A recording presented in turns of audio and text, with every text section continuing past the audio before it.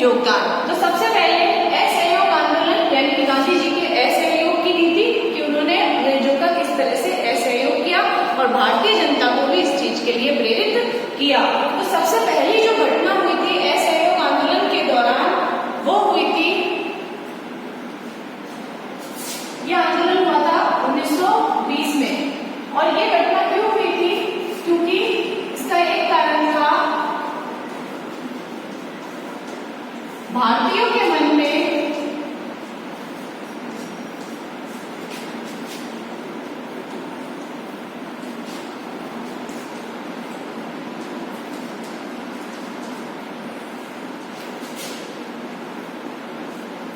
घोर निराशा व असंतोष होना।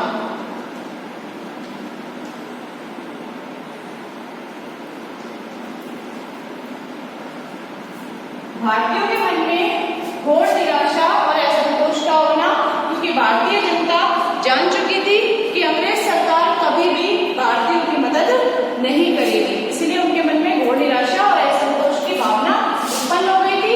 इसीलिए उन्होंने गांधी जी के साथ असहयोग आंदोलन में भाग लिया। अगला जो है इसमें है वो है रोलट एक्ट। रोलट एक्ट आप इसे नोट करते चले, जो भी मैं आपको बता रही हूँ वो रोलट एक्ट क्या था? ये 18 मार्च 1919 में पारित हुआ था। ये क्या था रोलट एक्ट? इसके अंदर ब्रिटिश सरकार ने ये घोषणा कर दी थी, ये नियम कानून बना दिया था कि ब्रिटिश सरकार जो है वो किसी भी व्यक्ति को, भारतीय को कभी भी कैद कर सकती है और उसे मन चाहे समय तक नजरबंद रख सकती है। शक के आधार पर वो गिरफ्तार कर सकती है और लंबे समय तक वो नजरबंद कर सकती है। रोलट एक्ट के अंतर्गत उसने बताया। बजाय प्रथम विश्व युद्ध के बाद भारतीयों के पक्ष में कानून बनाने के ब्रिटिश सरकार ने रोलट एक्ट बना करके भारतीयों की पीठ पर वार किया था। पूरे भारतीय समुदाय के द्वारा इस चीज का विरोध किया गया था रोलट एक्ट का, लेकिन फिर भी ब्रिटिश सरकार ने इसे पास किया और भारतीय जनता पर लागू कर दिया। इससे मनमाने तरीके से गिरफ्तारियां होने लगी। जो बड़े बड़े नेता थे उन्हें नजरबंद कर दिया गया। क्यों? क्योंकि जिससे भारतीय राष्ट्रीय आंदोलन कमजोर पड़ जाए। ये अंग्रेजों की दमनात्मक नीति के अंतर्गत बनाया गया एक कानून था रोलट एक्ट। आप इसे नोट करते चले। अगला जो इसमें है वो है जलियांवाला बाग हत्याकांड।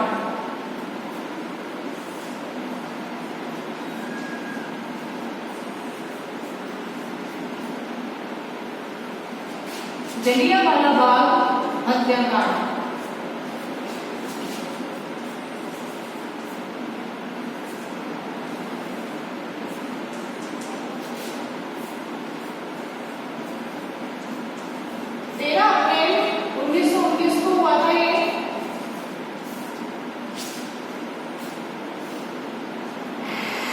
जलियांवाला बाग हत्याकांड जो हुआ था वो अंग्रेजों की दमनात्मक नीति को ही दिखाता है, जो कि अप्रैल में हुआ था।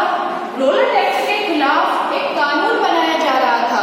रोलट एक्ट के खिलाफ एक कानून बनाया जा रहा था और उस कानून के पक्ष में जलियांवाला बाग में एक सभा आयोजित की गई। सबसे पहले सभा की जो तारीख थी वो 30 मार्च रखी गई। सबसे पहले 30 मार्च को रखी गई सभा की तारीख कि 30 मार्च को सभी एकत्रित होंगे, एक सार्वजनिक सभा होगी, लेकिन उसे बदल करके 6 अप्रैल कर दिया गया।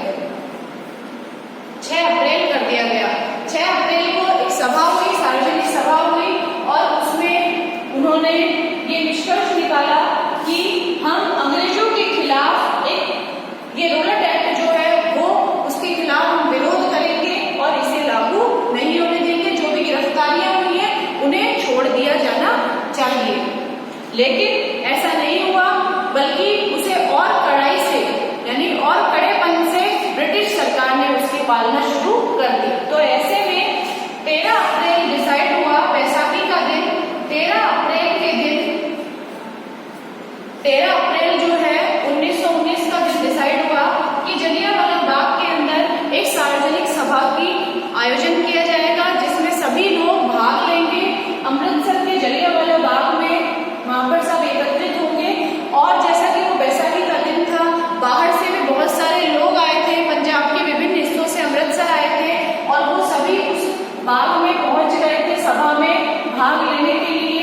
ऐसे में जनरल डायर के द्वारा अंधाधुंध गोलियां चला दी गई।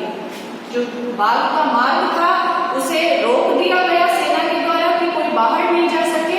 उसकी बनावट कुछ इस तरह की, आपने कुछ बच्चों ने देखा भी होगा, जलियांवाला बाग जो अमृतसर में है, उसकी बनावट कुछ इस तरह से है कि उसमें से एक बार अंदर जाने के बाद एक सकरी गली के द्वारा ही बाहर आया जा सकता है। एक ही रास्ता है बाहर आने का और वहां पर पुलिस बल तैनात कर दिया गया।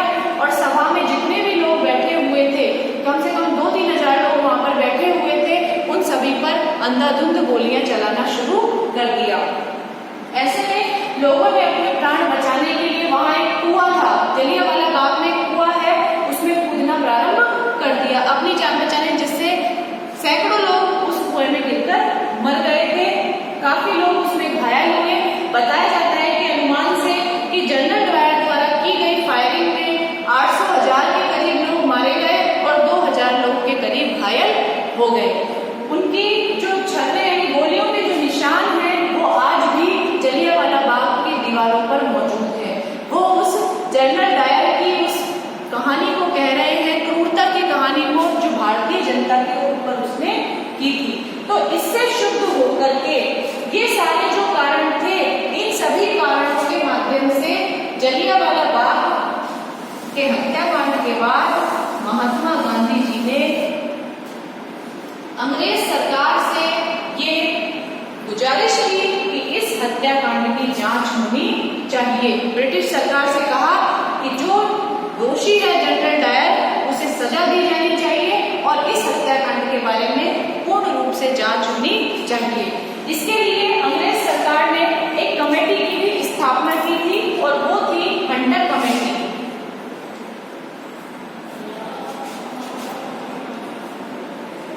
हंटर कमेटी की स्थापना की, लेकिन इस हंटर कमेटी ने, जो कि एक ब्रिटिश कमेटी थी, इसमें जो उपस्थित जितने भी जो सदस्य थे, उन्होंने जनरल डायर जो थे उसके कार्य को उन्होंने देशभक्ति से ओतप्रोत माना। उन्होंने कहा कि भारतीय जनता के साथ जो व्यवहार किया गया है, चाहे वह क्रूरतापूर्ण व्यवहार किया गया हो जनरल डायर के द्वारा, लेकिन ये जनरल डायर की देशभक्ति की भावना को बताता है। तो इस तरह से जलियांवाला बाग हत्याकांड जो है वो 13 अप्रैल 1919 में हुआ और उसके बाद जो गांधी जी की गुजारिश में हंटर कमेटी बनाई गई, उस हंटर कमेटी में भी ये बताया गया कि जनरल डायर ने जो कार्य किया, चाहे वो क्रूरतापूर्ण हो, लेकिन वो देशभक्ति से भरा हुआ था। और देशभक्ति किसके लिए थी? ब्रिटिश सरकार के प्रति। तो इस तरह से हंटर कमेटी की रिपोर्ट से भी महात्मा गांधी नाराज हुए, क्षुब्ध हुए। इसके बाद में खिलाफत आंदोलन, अगला जो था वो था खिलाफत आंदोलन।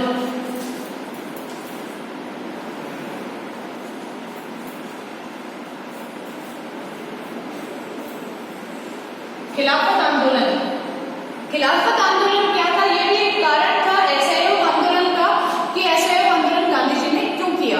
टर्की का जो शासक था, सुल्तान था, उसको लेकर के ब्रिटिश सरकार ने प्रथम विश्व युद्ध से पहले मुसलमानों से भी ये वादा किया था कि वो टर्की के सुल्तान की जो शक्तियां हैं उन्हें बढ़ा देंगे, जो पावर उसके पास है उससे दूनी पावर उसे दे दी जाएगी और उसके पद को और ज्यादा सम्मानित कर दिया जाएगा। जो टर्की का जो सुल्तान था वो भारतीय मुसलमानों के खलीफा यानी धर्मगुरु के समान था।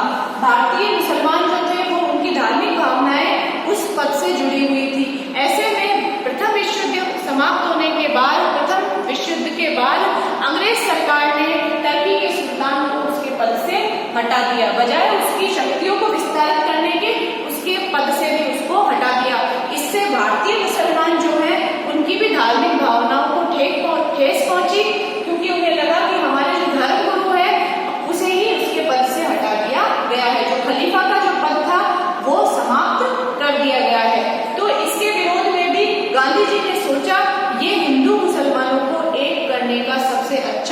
तरीका है।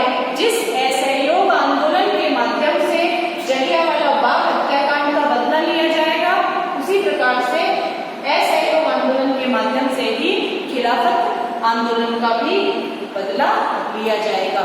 इस प्रकार से जलियांवाला बाग हत्याकांड में हिंदू और खिलाफत आंदोलन के माध्यम से मुसलमानों दोनों को एक करके महात्मा गांधी ने एक आंदोलन प्रारंभ किया अंग्रेजों के खिलाफ, और वो आंदोलन था असहयोग आंदोलन, जो कि 1920 में महात्मा गांधी के द्वारा शुरू किया गया था।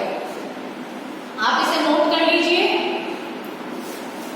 किस तरह से असहयोग आंदोलन जो है वो प्रारंभ हुआ और उसके क्या क्या कारण रहे।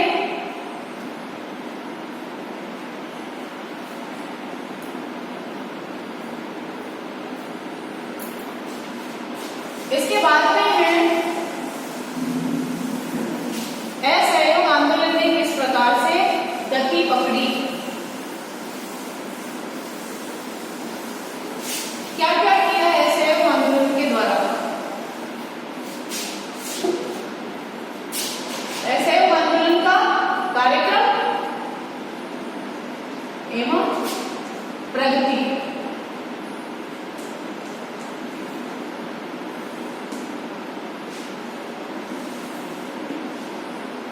पहला है इसमें सरकारी पदों का त्याग, कि ब्रिटिश सरकार के द्वारा जो पद दिए गए थे भारतीयों को, उनका त्याग कर दिया गया भारतीयों के द्वारा, चाहे वो वैतनिक हो चाहे वो अवैतनिक हो। दूसरा था इसके अंदर उपाधियों का त्याग, जो उपाधियां दी गई थी अंग्रेज सरकार के द्वारा भारतीयों को, उन उपाधियों का भी त्याग कर दिया गया। गांधी जी ने भी अपने को दी गई सभी उपाधियों का त्याग कर दिया। तीसरा है ब्रिटिश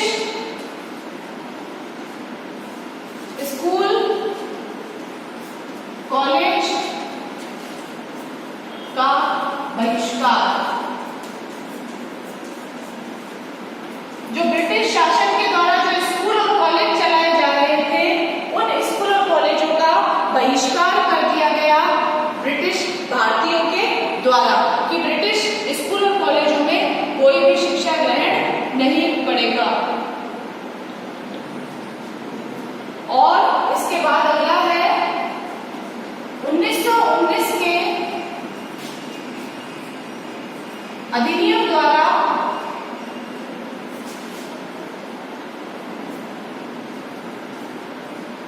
होने वाले चुनाव का बहिष्कार।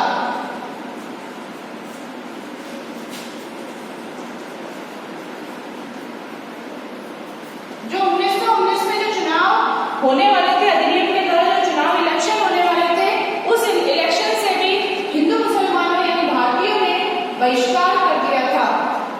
पांचवा है सरकारी अदालतों का बहिष्कार।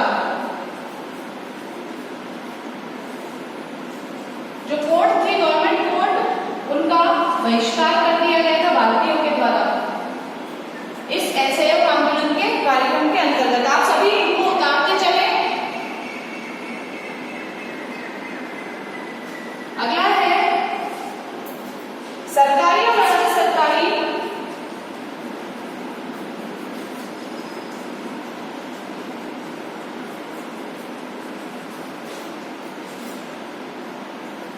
उत्सव समारोह का बहिष्कार,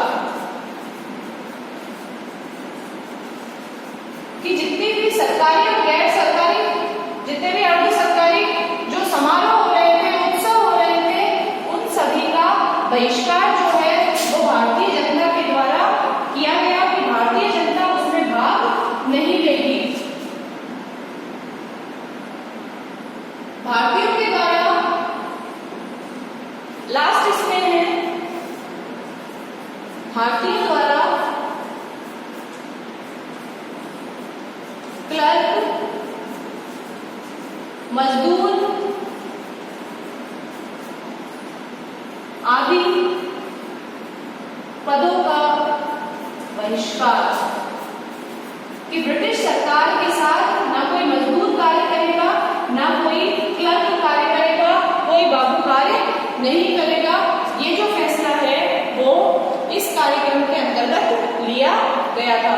तो इस प्रकार से ये कार्यक्रम जो था वो महात्मा गांधी ने भारतीय जनता को बताया था कि इस कार्यक्रम के अंतर्गत ही हमारा असहयोग आंदोलन चलेगा, कि हम ब्रिटिश सरकार का किसी भी प्रकार से कोई सहयोग नहीं करेंगे, सरकारी हर चीज का हम बहिष्कार करेंगे, चाहे वो उपाधि हो, चाहे वो सरकारी स्कूल या कॉलेज हो, चाहे वो कोई सरकारी या अर्ध सरकारी उत्सव हो, समारोह हो, या भारतीयों के द्वारा कोई नौकरी जो की जा रही है अंग्रेजों के साथ वो हो। इस तरह से सारे देश में एक लहर दौड़ पड़ी कि किस तरह से जो ये बताया था महात्मा गांधी जी ने कार्यक्रम उसे लागू किया जाए। इसके आगे जो है वो है कि कार्यक्रम को किस तरह से प्रगति मिली। ये जो असहयोग आंदोलन के जो कार्यक्रम थे वो महात्मा गांधी जी ने बता दिए थे, और इसको जानने के बाद कार्यक्रम को एक प्रगति मिली, एक नई दिशा मिली। महात्मा गांधी के नेतृत्व में असहयोग आंदोलन प्रारंभ किया गया, और इस आंदोलन के बाद अंग्रेज सरकार के घुटने टूटने लगे थे। धीरे धीरे उन्होंने देखा कि भारतीय जनता ने एक अलग ग्रुप बना लिया, एक समूह बना लिया, सरकारी कॉलेजों में पढ़ना बंद कर दिया छात्रों ने, स्कूलों का बहिष्कार हो गया, सरकारी नौकरियों में जाना लोगों ने बंद कर दिया, साथ ही सेना में उन्होंने त्याग पत्र दे दिया। उपाधियां जो दी गई थी ब्रिटिश सरकार के द्वारा, उन उपाधियों का भी त्याग कर दिया गया। साथ ही उन्होंने देखा जो ब्रिटिश दफ्तरों में जो क्लर्क काम कर रहे थे, जो मजदूर काम कर रहे थे, उन सभी ने भी अपने अपने पदों से त्याग पत्र दे दिया। तो इस तरह से हमने कार्यक्रम की प्रगति और कार्यक्रम को देखा कि असहयोग आंदोलन में क्या क्या कार्यक्रम थे और भारतीय जनता के द्वारा उसे किस तरह से निभाया गया। ये जो आंदोलन था ये पूरे जोर शोर से संपूर्ण विश्व में, संपूर्ण भारत में कार्य कर रहा था। सारी भारतीय जो समुदाय वो एक होकर के महात्मा गांधी का साथ दे रहे थे। ब्रिटिश नौकरियों का त्याग करने के बाद सभी ने सरकारी जो कॉलेज है, स्कूल और कॉलेज है जो भारतीयों के द्वारा संचालित थे उसमें कार्य करना प्रारंभ कर दिया। भारतीयों के द्वारा जो नौकरियां दी जा रही थी उनमें कार्य करना प्रारंभ कर दिया। जो फैक्ट्रियां और कारखाने ब्रिटिश सरकार के द्वारा लगाए जा रहे थे उन्हें बंद करके उन्होंने हाथकरघा, छोटे छोटे कुटीर उद्योग जो घरों में लगाए जा सके, बुनाई के उद्योग हैं, उन सभी पर जोर देना शुरू कर दिया था। तो ये जो कार्यक्रम और उसकी प्रगति थी, उसके बाद था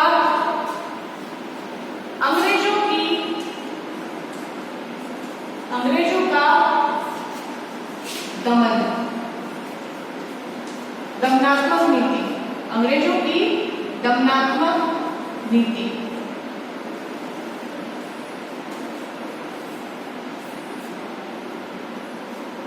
जिस तरह हमने देखा कि भारतीय जनता ने जो इस असहयोग आंदोलन है इसमें बढ़ चढ़कर भाग लिया था, ऐसे में अंग्रेजों के द्वारा दमन की नीति को अपनाया गया और इसके अंतर्गत उन्होंने जो भारतीय जनता थी उसके ऊपर अत्याचार करने प्रारंभ कर दिए।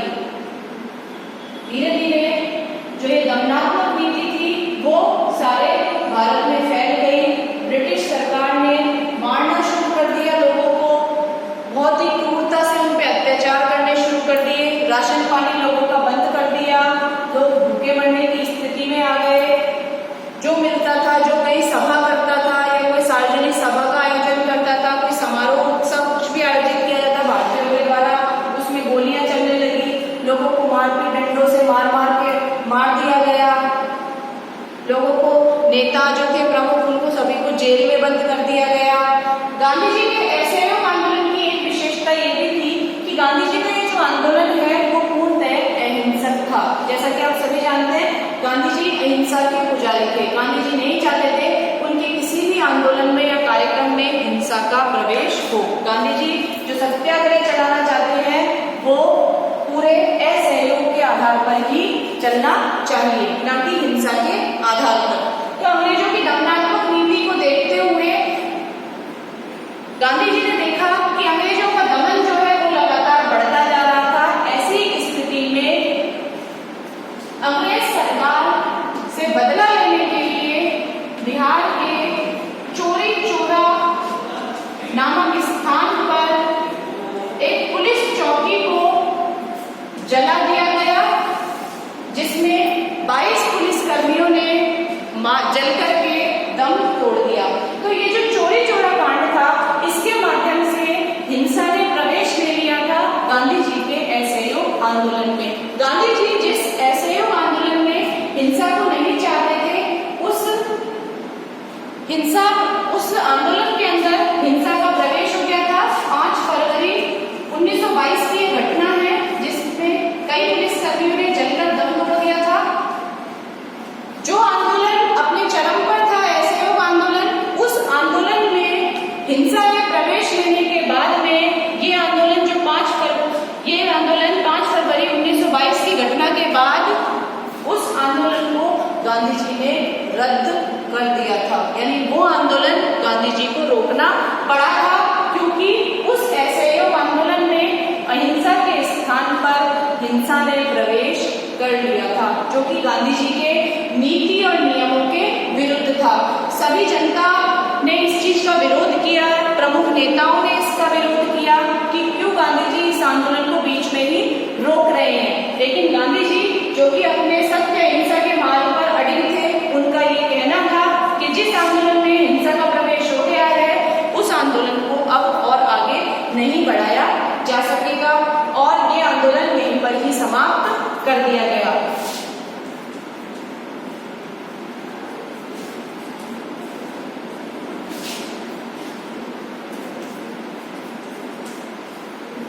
असहयोग आंदोलन का अंत। ये जो आंदोलन है वो चोरी चौरा कांड के बाद इस आंदोलन को रोक दिया गया, समाप्त कर दिया गया। ये जो 5 फरवरी की घटना थी, इसके बाद 11 फरवरी 1922 को इस आंदोलन को समाप्त कर दिया गया। पूरे भारतीय जनता में असंतोष व्याप्त हो गया कि गांधी जी ने इतना अच्छा आंदोलन चल रहा था ये हमारा, अंग्रेजों के खिलाफ, उसे बीच में ही क्यों रोक दिया। लेकिन गांधी जी जो कि अपने नियमों के पक्के थे, उन्होंने कहा कि हिंसा आ गई है और इस आंदोलन में लोगों की जान गई है, मैं नहीं चाहता था कि मैं हिंसा के आधार पर आजादी प्राप्त करूं, इसीलिए इस आंदोलन को रोक दिया। ये आंदोलन एक असफल आंदोलनों में माना जाता है, लेकिन फिर भी इस आंदोलन की एक अच्छी बात यह है कि इसने हिंदू मुसलमानों को एक कर दिया था। भारत के अंदर राष्ट्रीय एकता की स्थापना कर दी थी। हिंदू मुस्लिम एकता को इस आंदोलन में देखा जा सकता था। जो भारतीय जनता बिखरी हुई थी, जो भारतीय जनता वैचारिक रूप से बिखरी हुई थी, इस आंदोलन के द्वारा संपूर्ण भारत को एक सूत्र में पिरो दिया गया था। तो कह सकते हैं, मूल्यांकन में हम लोग कह सकते हैं कि ये आंदोलन, असहयोग आंदोलन असफल होने के बावजूद भी ये एक सफल आंदोलनों में गिना जा सकता है। क्यों? क्योंकि इसने भारत को राष्ट्रीय एकता के सूत्र में पिरोया था, और कहीं ना कहीं अंग्रेजों को भी ये चीज दिखा दी थी उन्होंने कि अगर भारतीय जनता एक हो जाए और उनका साथ देना बंद कर दे तो वो भी भारत में ज्यादा समय तक नहीं टिक सकते हैं। तो इस तरह से यह आपका असहयोग आंदोलन पूरा है। आपके जो पॉइंट्स हैं मैंने आपको बताए हैं, इनको आपको डिटेल में लिखना है। तो गांधी जी का भारतीय राष्ट्रीय आंदोलन में जो योगदान है, 1915 में उनकी राजनीति में प्रवेश हुआ, और 1920 का जो उनका पहला आंदोलन था, सबसे बड़ा आंदोलन माना जाता है ये, इसमें असहयोग आंदोलन जो उन्होंने चलाया। हालांकि ये असफल था, लेकिन फिर भी तकनीकी तौर पर अगर हम देखें तो ये सफल आंदोलनों में गिना जा सकता है। तो ये था आपका भारतीय राजनीति में गांधी जी का योगदान। आप इसे नोट भी कर सकते हैं।